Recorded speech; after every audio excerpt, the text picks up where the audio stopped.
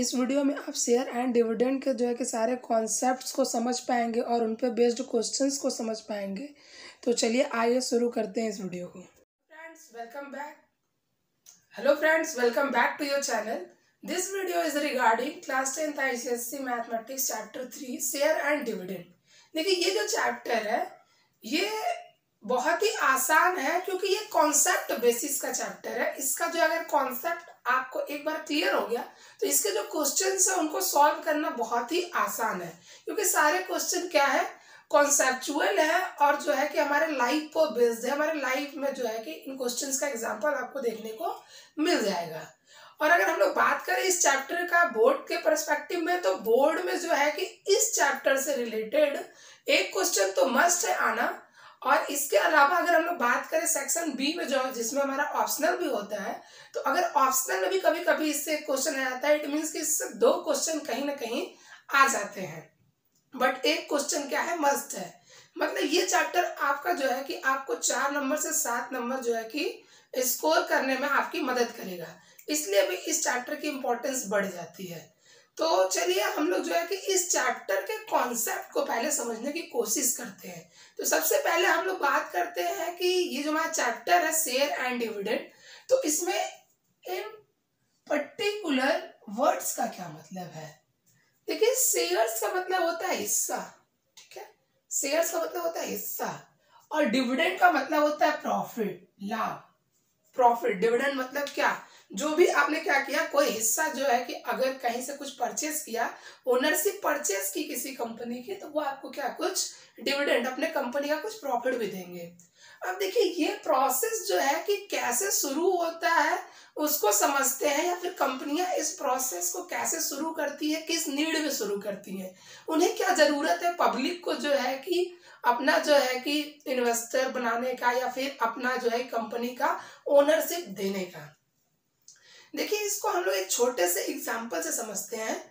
Actually में ये जो देखिए यहाँ पर लोग जब शेयर्स और कंपनियों के बारे में बात करेंगे तो बहुत डिटेलिंग में हम लोग नहीं जाएंगे, बस हम लोग अपने सिलेबस से जुड़े हुए कंटेंट तक ही रहेंगे, इसलिए इसके हम लोग ब्रॉड में जाने की बात नहीं करेंगे कि पर्टिकुलर जो है कंपनियां किस किस तरह का शेयर इश्यू करती हैं, क्यों करती हैं। तो हम लोग मेन एक अपना कॉन्सेप्ट बिल्ड करते हैं शेयर एंड डिविडेंड्स का, ताकि हमें जो है ये क्वेश्चन सॉल्व करते समय या इसके फॉर्मूले लगाते समय इजी गोइंग हो समझना। तो सबसे पहले हम लोग एक एग्जांपल समझने की कोशिश करते हैं। मान लीजिए कोई एक कंपनी है हमारी ए। ये कंपनी जो है कि इसने एक जो है कि प्लांट जो है कि बैठा रखा है, मान लीजिए इसने कोई एक प्लांट बैठा रखा है, मान लीजिए क्लॉथ का, ठीक है। मान लीजिए एक कोई कंपनी है ए, इसका जो है कि क्लॉथ का प्रोडक्शन है। क्लॉथ में मान लीजिए टी शर्ट जो हमारे टी शर्ट्स है इनका प्रोडक्शन ये करती है। और ये एक मंथ में मान लीजिए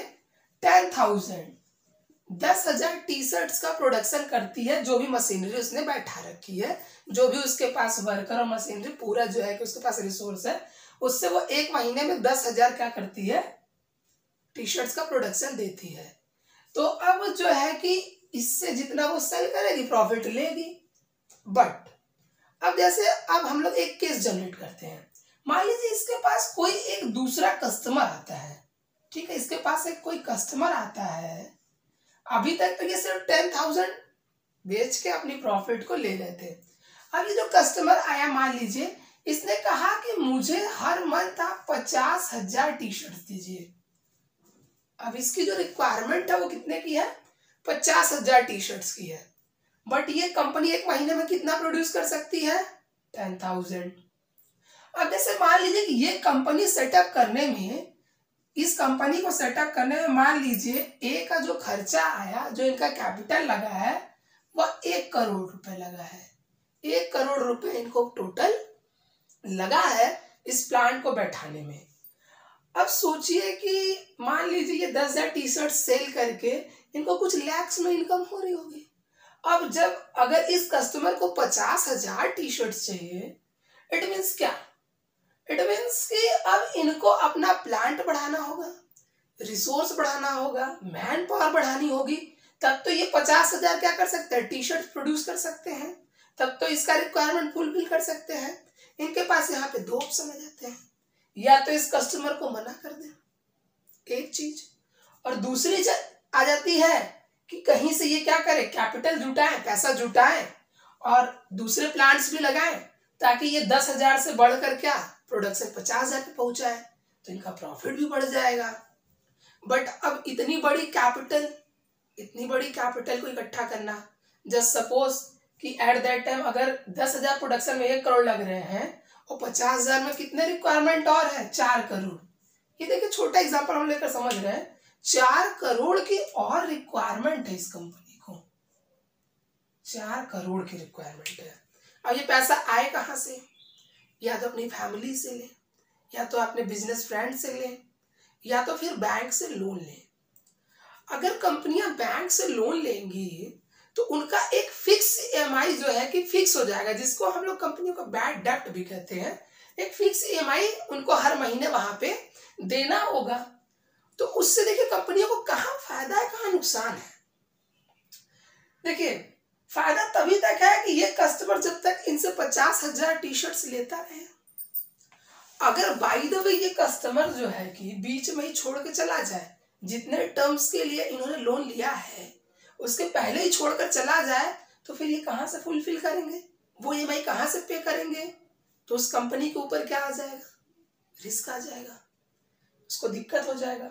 तो इसीलिए कंपनियां उस लोन की तरफ ना भाग करके वो कंपनी के शेयर इशू करते हैं। जो कंपनियों का शेयर अब तक बढ़ के कुछ मार्केट में वैल्यू हो चुकी होती है उसके शेयर्स इशू करते हैं कि आप हमारे कंपनी में इतने % की हिस्सेदारी। देखिए शेयर्स जब भी सेल होता है तो शेयर खरीदने वाला जो होता है वो हमेशा ओनरशिप खरीदता है, वो हमेशा क्या खरीदता है, ओनरशिप खरीदता है, ओनरशिप खरीदता है हमेशा। जो भी शेयर होल्डर होगा, जो शेयर खरीदेगा वो क्या कहलाएगा, शेयर होल्डर।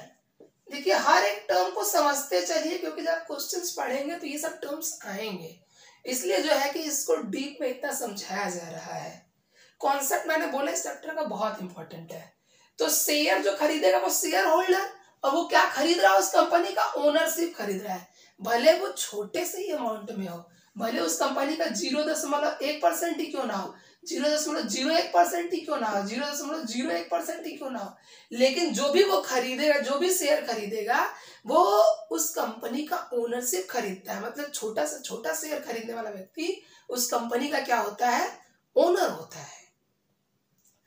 तो अब जब ओनर होता है तो कंपनियां जब शेयर इशू करती हैं तो वो किस बेसिस पे इशू करती हैं कि जब हमें प्रॉफिट होगा, इट मींस कंपनी को प्रॉफिट होगा, तब तो हम आपको डिविडेंड देंगे। डिविडेंड मतलब फायदा, तब हम आपको क्या करेंगे, फायदा पहुंचाएंगे। अगर हमें लॉस होगा तो ये लॉस क्या करेंगे, आप भी सहेंगे। अगर प्रॉफिट तो प्रॉफिट, लॉस तो लॉस। अब देखिए यहाँ पे कंपनी को क्या फायदा हुआ, अगर ये बीच में छोड़ के चले भी जाते हैं कंपनी लॉस में जाएगी, तो पैसा क्या, सारा पैसा इस ओनर का एक का नहीं डूबेगा। जिसने ओनरशिप लिया है उसको भी उस लाभ, जो हमारा लॉस है उसका क्या करना पड़ेगा, कुछ ना कुछ हिस्सा सहना पड़ेगा, जितना भी उनका ओनरशिप होगा। ठीक है, तो मेनली देखिए हमें 2-3 बातें समझ में आ गई कि शेयर्स जो है कंपनियां कब इशू करती हैं, कैसे इशू करती हैं। अब हम इसी पे बात करने जा रहे हैं, क्योंकि इसी पे बेस हमारे क्वेश्चन बनेंगे कि कंपनियां जो शेयर इशू करती हैं वो किन किन नामों से जाना जाता है, जो हमारे फॉर्मूले के टर्म में भी आएंगे, और कैसे क्या होता है। तो हम लोग बात करें, अगर हम लोग बात करें शेयर्स का, अगर चलिए इस एग्जाम्पल को मैं आपको पेश करता हूँ। ये एग्जाम्पल जो है कि समझाने के लिए था कि कैसे जो है कि शेयर्स इशू करती है कंपनियां, क्यों करती हैं, उसमें कंपनियों का क्या फायदा है, और ये डिविडेंड कौन सा टर्म है, इससे किसको फायदा है या नुकसान है। देखिए तो हम लोग बात करते हैं यहाँ पे शेयर्स जब कंपनी इशू करेगी, जब शेयर्स कंपनी इशू करेगी तो इसका उस समय क्या होगा, एक फिक्स वैल्यू होगा, जिस वैल्यू पे ये कंपनी इशू करेगी, फिक्स वैल्यू होगा एक, या कह लीजिए इसको और भी किस नाम से जानते हैं, नॉमिनल वैल्यू, नॉमिनल वैल्यू या फेस वैल्यू। देखिए ये जो चीजें हैं वो एक ही, ये तीनों टर्म्स एक ही रिलेटेड है। मतलब अगर आपको कहीं भी क्वेश्चन में ये तीनों टर्म्स देखने को मिलेंगे तो ये सारे के सारे क्या है, एक ही वर्ड से एक ही चीज को रिप्रेजेंट करते हैं। या शॉर्ट में आप आपको क्वेश्चन में पाएंगे लिखा होगा एनवी, नॉमिनल वैल्यू।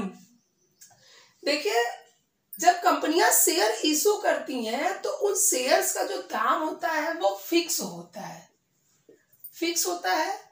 और ये जो ओरिजिनल वैल्यू होती है ये कभी भी चेंज नहीं होती, इसको भी याद रखिएगा, ये कभी भी चेंज नहीं होती है, चाहे जब भी आप बात कर लीजिए। इसका जो क्या होगा, जो वैल्यू शुरू में थी वो हमेशा रहेगी, कभी चेंज नहीं होगी, इस बात को याद रखिएगा। नॉमिनल वैल्यू हमेशा फिक्स होती है, बिल्कुल फिक्स होती है, कोई चेंजेस नहीं होते हैं, ठीक है। फिर जब आगे जो है कंपनी का जब क्या होता है, प्रॉफिट या लॉस होता है, तो इन्हीं शेयर्स के, इन्हीं कंपनियों के शेयर के दाम क्या होते हैं, बढ़ते और घटते हैं, ठीक है। तो उस दाम को, उस जो प्राइस को हम लोग बोलते हैं मार्केट वैल्यू। क्या बोलते हैं, मार्केट वैल्यू, ठीक है। जब हम लोग क्या कह रहे हैं कि जब इसी कंपनी का शेयर कुछ ईयर्स के बाद, जस्ट सपोज आफ्टर 1 ईयर, इस कंपनी का जो है कि शेयर का दाम जो भी होगा मार्केट में वो क्या कहलाएगा, मार्केट वैल्यू। अब देखिए यहाँ पे आपके दिमाग में आ रहा होगा कि मार्केट वैल्यू तो हो सकता है कि 1 साल में शेयर का दाम नहीं बढ़ा हो, नॉमिनल वैल्यू के बराबर ही हो। बिल्कुल हो सकता है, इसमें 3 केसेस हो सकते हैं जो आप सोच रहे हैं, बिल्कुल आप सही सोच रहे हैं। इसमें 3 केसेस हो सकते हैं, या तो इसका दाम शेयर का घट गया हो, या तो इसका दाम बिल्कुल बढ़ा ही ना हो, क्या हो, इक्वल हो, सेम कंडीशन पे हो, ठीक, या तो क्या हो, बढ़ गया हो, ठीक है, कुछ क्या कर लिया हो, गेन कर लिया हो, हायर चला गया हो, ठीक। क्या कहा जा रहा है कि मार्केट वैल्यू का जो भी दाम है हो सकता है कि नॉमिनल वैल्यू से, नॉमिनल वैल्यू से क्या हो, लेस हो, लेस हो, मतलब नॉमिनल वैल्यू का दाम क्या हो, ज्यादा हो, किससे, मार्केट वैल्यू से। एक तो ये कंडीशन की हम लोग बात कर रहे हैं, और दूसरा हम लोग क्या कह रहे हैं कि नॉमिनल वैल्यू और मार्केट वैल्यू इक्वल पे हो। तीसरा हम लोग बात कर रहे हैं कि नॉमिनल वैल्यू क्या हो, छोटा हो और मार्केट वैल्यू बड़ा हो। यही 3 केसेस तो हो सकते हैं कि उस शेयर का दाम जो है ओरिजिनल प्राइस से घट गया हो, ओरिजिनल प्राइस के बराबर हो, या ओरिजिनल प्राइस से ज्यादा हो। यही 3 केसेस हो सकते हैं। इन तीनों केसेस के नाम भी हैं। जैसे हम लोग बात करें कि जब क्या होगा, लेस होगा, तो इसको हम लोग अपने टर्म से बात करेंगे बिलो पार। ये पार क्या है, पार मतलब जिस वैल्यू पे उस शेयर को ओरिजिनली इशू किया गया था, और ये क्या है, दोनों बराबर है, तो ये कौन सी कंडीशन है, एट पार, ये कंडीशन है एट पार की। और ये कौन सा कंडीशन है, एबव पार, एबव पार। कहीं कहीं आपको क्वेश्चन में ये देखने को मिलेगा एबव पार। एबव पार का मतलब है कि एट प्रीमियम, एट प्रीमियम मतलब जो आपने शेयर खरीदा है, प्रीमियम में क्या है कि जो आपने शेयर खरीदा है उस शेयर में कुछ दाम बढ़ गया है, मतलब आपको कुछ प्रीमियम में कुछ फायदा मिल रहा है, कुछ प्रॉफिट मिल रहा है। जैसे 100 का था, मान लीजिए वो शेयर 100 का था और 10 रुपए का आपको इस समय प्रीमियम मिल रहा है, मतलब 110 का इस समय क्या है, इसका मार्केट वैल्यू है। यहाँ से आप एक फॉर्मूला ही बना सकते हैं, और ये फॉर्मूला आपको काम देगा। ये फॉर्मूला भी हमारा कि अगर हमें किसी शेयर का मार्केट वैल्यू जानना है, तो अगर हमें उसका नॉमिनल वैल्यू पता हो और प्लस प्रीमियम पता हो, तो हम लोग क्या करेंगे, प्रीमियम ऐड कर देंगे अगर नॉमिनल वैल्यू में, तो हमें क्या मिल जाएगा, मार्केट वैल्यू। ये है हमारा फॉर्मूला नंबर 1, मार्केट वैल्यू बराबर नॉमिनल वैल्यू प्लस प्रीमियम।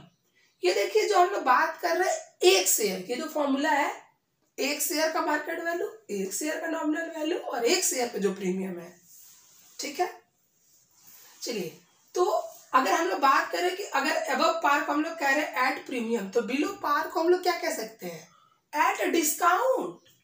जो है कि हमारा क्या हो रहा है, अगर कम दाम में मिलने का मतलब है डिस्काउंट में इस समय चल रहा है, तो एट डिस्काउंट मिल रहा है, मतलब 100 के बदले में 90 पे ही मिल रहा है। जैसे 10 रुपए का डिस्काउंट है, इट मीन्स क्या हुआ 90। तो एक चीज आपने नोटिस किया कि मार्केट वैल्यू बदल सकती है, नॉमिनल वैल्यू हमेशा फिक्स रहेगी, नॉमिनल वैल्यू कभी नहीं बदलेगी, मगर मार्केट वैल्यू मार्केट के हिसाब से बदल सकती है, कम हो सकती है, ज्यादा हो सकती है, इक्वल हो सकती है। 3 केसेस है। तो एक हमारा फार्मूला बन गया, मार्केट वैल्यू जो है बराबर होता है नॉमिनल वैल्यू प्लस प्रीमियम की। ये फॉर्मूला भी हमारा क्या करेगा, क्वेश्चन में मदद करेगा। चलिए हम लोग जो है कि देखते हैं इस चैप्टर में जो है कौन कौन से फॉर्मूले जो है कि अप्लाई करने हैं हमें, और कैसे अप्लाई कर रहे हैं, और हर एक टर्म्स का क्या मतलब है। देखिए जो है कि जो फॉर्मूले मैं आपको बताने जा रहा हूँ, और जैसे भी आपको अप्लाई करने के लिए बताया जा रहा है वैसे करेंगे तो बहुत ही इजी गोइंग हो जाएगा। अदरवाइज अगर किसी और नॉर्म्स को फॉलो करेंगे तो कहीं ना कहीं आपको डिफिकल्टी का सामना करना पड़ सकता है। इसलिए केयरफुली जो है कि ध्यान से देखिए वीडियो को और पूरे कॉन्सेप्ट को समझिए। एक फॉर्मूला हम लोगों ने देख लिया कि मार्केट वैल्यू अगर निकालना है एक शेयर का, तो नॉमिनल वैल्यू अगर हम लोग प्रीमियम ऐड कर दे, ठीक है, अगर उस शेयर का प्रीमियम दिया है तो, और नॉमिनल वैल्यू दिया है तो हम मार्केट वैल्यू फाइंड कर सकते हैं। देखिए दूसरा फॉर्मूला हमारा आता है इन्वेस्टमेंट का। तो इन्वेस्टमेंट, अगर हमें पैसा इन्वेस्ट करना है तो अब जो हमारे पास पैसा रहेगा हमें इन्वेस्ट करने के लिए, जैसे मान लीजिए जितना भी है, तो हम उसमें क्या करेंगे, जब शेयर क्या करेंगे, शेयर परचेस करेंगे। तो एक शेयर का क्या मार्केट में दाम है और हमारे पैसे के अकॉर्डिंग कितना शेयर मिल रहा है, यही 3 टर्म से तो ये फॉर्मूला बनेगा। मतलब क्या कहा जा रहा है कि अगर हमें इन्वेस्टमेंट निकालना है, इन्वेस्टमेंट कि कितने पैसे रिक्वायर्ड है, तो क्या करना होगा, number of share, number of share, यहाँ लोग इसको स्मॉल एन से भी डिनोट कर लें, into market value of 1 share. एक चीज आप ध्यान दीजिएगा, अगर जहां मैं फॉर्मूला में लिखता हूं एमवी या एनवी, तो आप हमेशा एक शेयर का दाम मान के चलेंगे, एक शेयर की प्राइस मान के चलेंगे, ठीक है। और नंबर ऑफ शेयर को अगर मैं एन से डिनोट करता हूं, तो एन को आप क्या करेंगे, नंबर ऑफ शेयर से क्या करेंगे, यूज करेंगे। मतलब चलिए यहाँ मैं आपको नोटिफाई भी कर देता हूं, N for number of shares, market value मतलब कि मार्केट वैल्यू ऑफ 1 शेयर। अगर नॉमिनल वैल्यू लिखूंगा तो नॉमिनल वैल्यू ऑफ 1 शेयर, और अगर आर लिखता हूं तो रेट ऑफ डिविडेंड, ठीक है। चलिए तो ये पहले फॉर्मूले से देखिए आप क्या फाइंड कर सकते हैं, इन्वेस्टमेंट पता कर सकते हैं, या अगर नंबर ऑफ शेयर चाहिए तो क्या करना होगा, investment upon market value of 1 share. ये इसलिए बता रहा हूं क्योंकि आपको यही फॉर्मूला यहीं से मिल जाता है, बट जब आप क्वेश्चन अप्लाई करने जाते हैं तो आपको लगता है कि ये तो फॉर्मूला ही नहीं बताया गया है, बट ये फॉर्मूला यहाँ पर है। मतलब यहाँ से आप अगर नंबर ऑफ शेयर इन्वेस्टमेंट पता है तो क्या कर सकते हैं, मार्केट वैल्यू भी निकाल सकते हैं, या market value is equal to investment upon number of share. Notification से आप देख लेंगे यहाँ पे एग्जैक्ट में क्या लिखा हुआ है, investment upon market value, investment upon number of share. चलिए हम लोग अपने अगले फॉर्मूले की तरफ चलते हैं। जो हमारा अगला फॉर्मूला है, अगर हमने इन्वेस्टमेंट किया, अगर कहीं पैसा लगाया तो इनकम भी होगा, और इनकम हमेशा हम लोग क्या एनुअली कैलकुलेट करते हैं, साल भर का कैलकुलेट करते हैं, तो इसीलिए हम लोग इसको बोलते हैं annual income, AI, annual income, annual income. तो एनुअल इनकम का क्या होता है फॉर्मूला।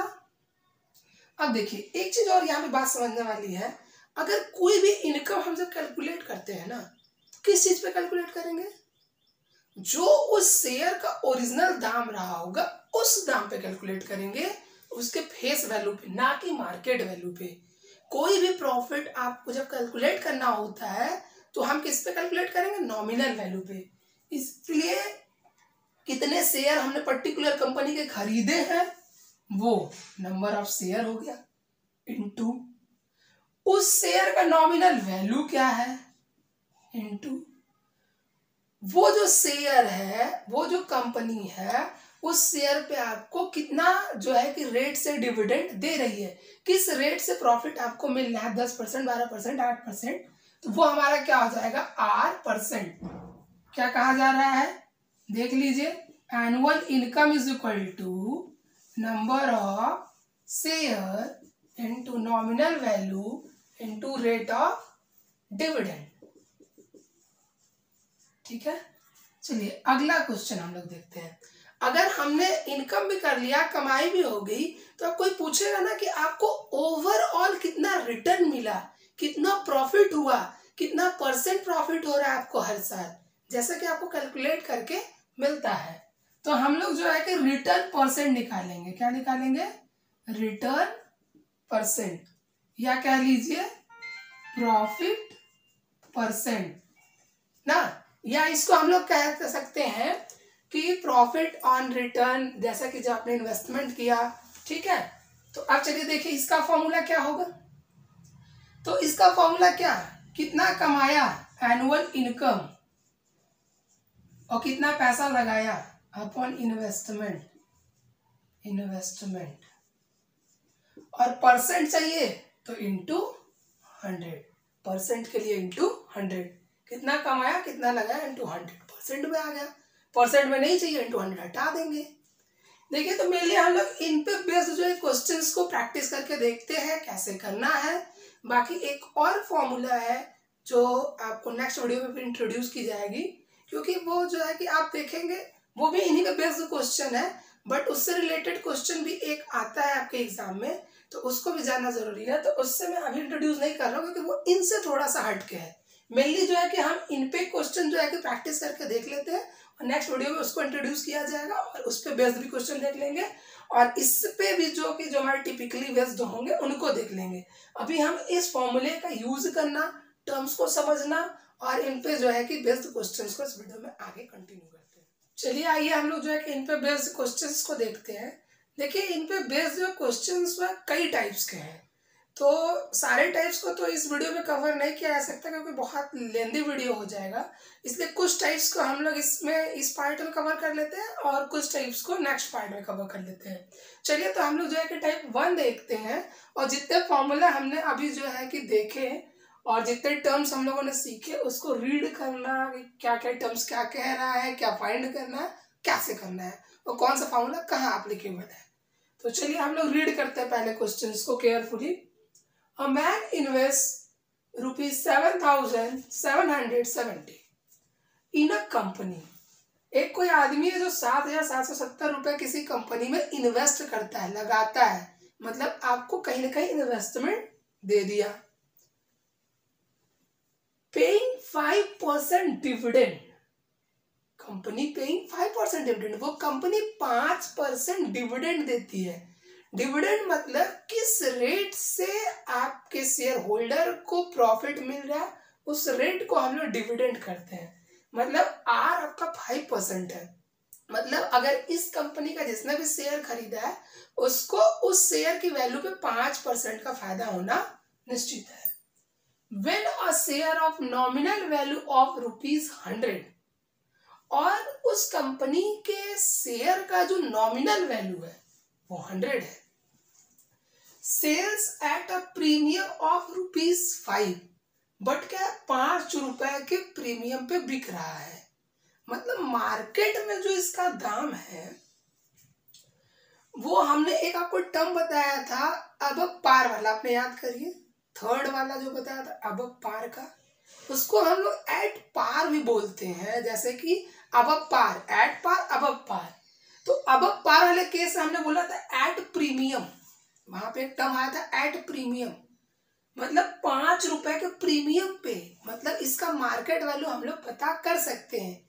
या अगर कॉन्सेप्ट पर नहीं जाता तो हमारा जो पहला फॉर्मूला है उससे भी हम लोग फाइंड कर सकते हैं।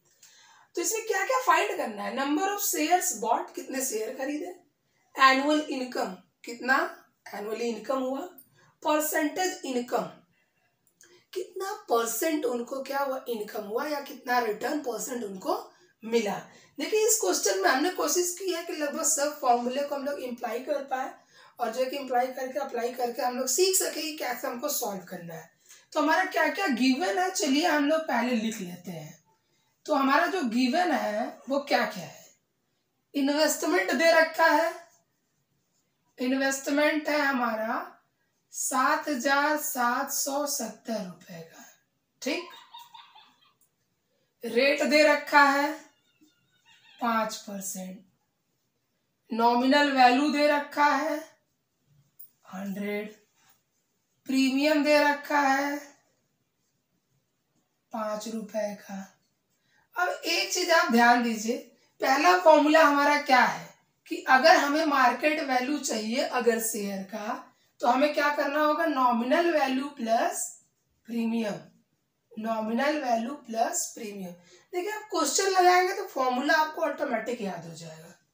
तो नॉमिनल वैल्यू तो 100 है, प्रीमियम 5 का है, तो मार्केट वैल्यू हमारा कितना हो गया, 105 रुपए। तो आपको कहीं ना कहीं मार्केट वैल्यू भी पता चल गई, 105 रुपए, 105 रुपीज। चलिए अब हम लोग आते हैं अपने क्वेश्चन के पार्ट पे। Number of share he bought, कितने शेयर खरीदे, कितने शेयर खरीदे, पहला पार्ट करते हैं। नंबर ऑफ शेयर्स बॉट, तो नंबर ऑफ शेयर का फॉर्मूला हमने क्या बताया था, बताया था कि कितना इन्वेस्ट किया upon market value of 1 share. तो इन्वेस्टमेंट कितने का है, 7,770, और एक शेयर का मार्केट में दाम कितना है, 105। इसको कैलकुलेट करिए, इसको डिवाइड करिए, डिवाइड करने पे कितना आ रहा है, 74। मतलब उस ओनर के पास, उस आदमी के पास 74 शेयर है, उसके पास 74 शेयर्स हैं। आपने पहला क्या कर लिया, पार्ट सॉल्व कर लिया। अब बोल रहे हैं एनुअल इनकम। एनुअल इनकम का फॉर्मूला क्या है, number of share into nominal value into dividend percent. Number of share आपने फाइंड किया 74, और नॉमिनल वैल्यू कितना है 100, और डिविडेंड परसेंट कितना है 5। तो 5/100, 100 से 100 कट गया, मल्टीप्लाई करिए, 5 4 जा 20, कैरी 2, 5 7 जा 35 एंड 2 70। 370 रुपए का क्या हुआ, एनुअल इनकम हुआ। मतलब एनुअल इनकम भी आपने फाइंड कर लिया 370, ठीक है। 370 रुपए का एनुअल इनकम है। अब अगला हमारा आता है परसेंट इनकम। चलिए परसेंट इनकम निकालते हैं, तीसरा पार्ट। तो percent income, percentage income, formula बताया गया था क्या, इनकम अपॉन इन्वेस्टमेंट इंटू 100। तो इनकम आपने निकाला है कितना 370, इन्वेस्टमेंट कितना है 770 इंटू 100, ठीक है। इसको डिवाइड करके हम लोग सॉल्व करेंगे तो कितना आएगा 4.76%। चलिए हम लोग देखते हैं अपना नेक्स्ट टाइप। जो हमारा पीछे क्वेश्चन था कहीं ना कहीं उसमें सारे पार्ट्स कंटेन थे, बस उसमें क्या था, हम लोग ने जो क्वेश्चन सॉल्व किया वो अबव पार का सॉल्व किया। ये क्वेश्चन जो है बिलो पार का है। ये देखिए मैं कैसे बता पा रहा हूँ, चलिए इसको आप रीड करेंगे, जब आप रीड करेंगे और टर्म्स को समझ चुके हैं तो आपको भी बहुत ही आसानी होगी कि ये क्या कह रहा है क्वेश्चन, और क्या मैं ऐसे कैसे बता दे रहा हूँ कि अबव पार है कि बिलो पार है, ठीक है। तो चलिए आप भी रीड करिए और साथ ही साथ समझिए। चलिए, a man buys ₹75 shares at a discount of ₹15। एक आदमी 75 रुपए का शेयर खरीदता है, बट 15 रुपए डिस्काउंट पे, मतलब हर शेयर में 15 रुपए उसको डिस्काउंट मिल गया है। Of a company paying 20% dividend, और वो कंपनी 20% का डिविडेंड भी दे रही है। Find the market value of 120 shares.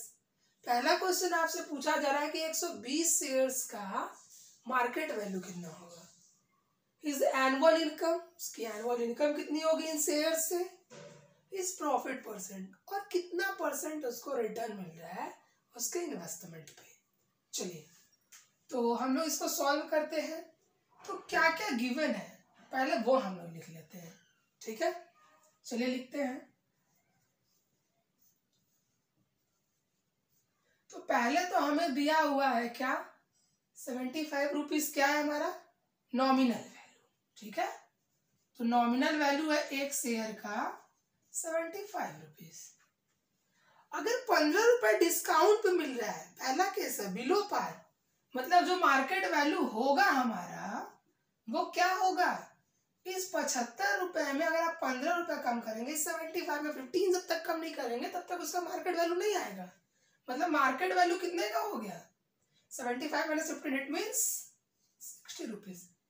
उस एक शेयर का मार्केट में दाम कितना है, 60 रुपए है। और क्या दिया है, रेट दिया है 20%, डिविडेंड का रेट दिया है 20%। चलिए तो अब हम लोग अपने पहले पार्ट पे चलते हैं, सॉल्व करते हैं कि 120 शेयरों का मार्केट वैल्यू कितना होगा। तो मार्केट वैल्यू कितने शेयर्स का, 120, तो 120 लिख लीजिए। नंबर ऑफ शेयर्स में आप जो है कि ध्यान देंगे, कभी भी आपको नंबर ऑफ शेयर्स के आगे रुपीज नहीं मिलेगा तो आप समझ जाएंगे कि उस क्वेश्चन को क्या नंबर ऑफ शेयर्स है। तो 120 शेयर्स का मार्केट वैल्यू, तो 120 तो नंबर ऑफ शेयर्स हो गए। बट आपको पता है कि एक शेयर का दाम अगर 60 है तो 120 का क्या करना होगा, 120 में 60 से मल्टीप्लाई करना होगा।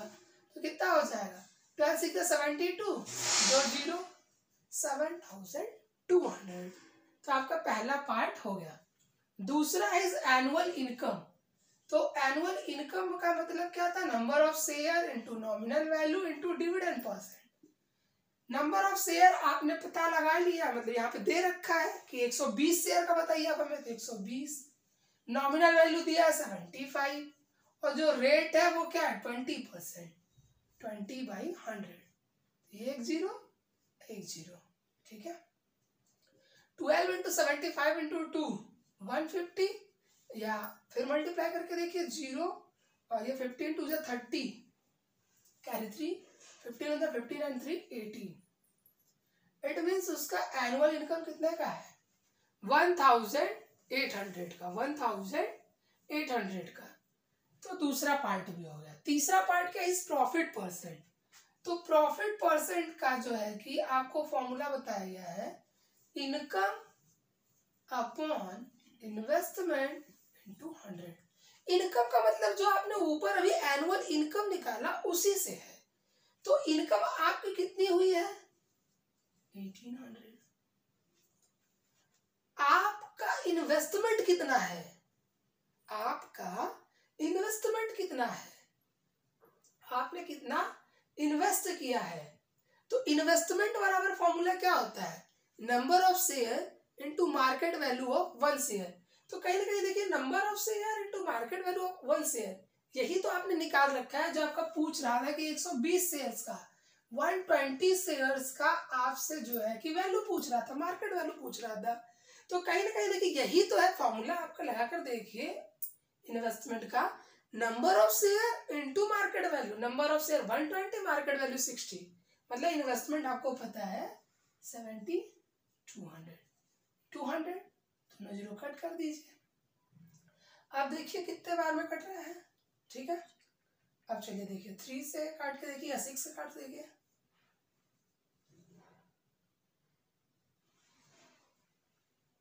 ट्वेल्व से काट के देखते हैं कितना आ जाएगा। तो 12 से कट करिए तो 12 2 24, 6 12 5 60, 25% का क्या हो रहा है, रिटर्न मिल रहा है इस इन्वेस्टमेंट पे। ये जो मैन है 7200 लगा करके 1800 एनुअली के हिसाब से जब ये कमा रहा है, तो इसके इन्वेस्टमेंट पे 25% का इसको क्या हो रहा है, रिटर्न मिल रहा है। अगर आपको वीडियो अच्छी लगी तो अपने फ्रेंड्स को शेयर करना ना भूलें और चैनल को सब्सक्राइब कर दें। और इस वीडियो को अपने फ्रेंड्स तक भी पहुंचा दे ताकि उनकी मदद हो सके। तो अपने फ्रेंड्स की मदद करना बिल्कुल ना भूलिए। Please share to your friends to help them. Okay, thank you.